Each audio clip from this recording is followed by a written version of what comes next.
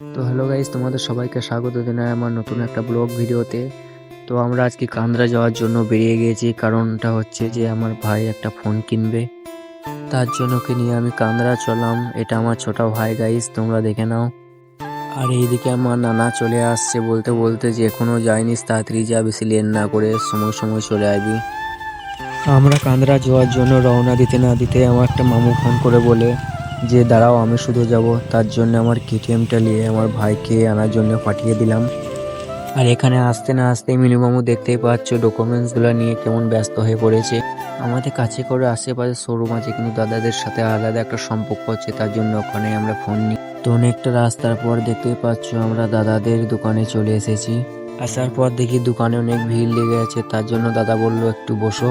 দাদাদের দোকানে খদ্দের ছাড়তে ছাড়তে তা করতে করতে আমি চলো তোমাদের দোকানটা একবার ঘুরিয়ে দেখিয়ে দিই।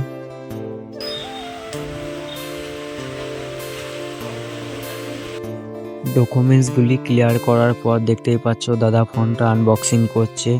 ফোনটা হচ্ছে ভিভো T4 5G। ফোনটা কেমন লাগে তোমাদের কমেন্টে অবশ্যই জানাও।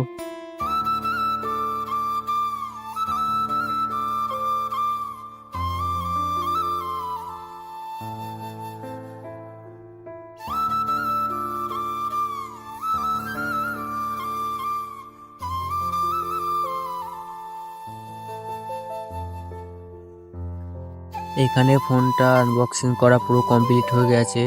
ফোনটা দেখতেই পাচ্ছ তোমরা, লুকটা অনেক সুন্দর লাগছে।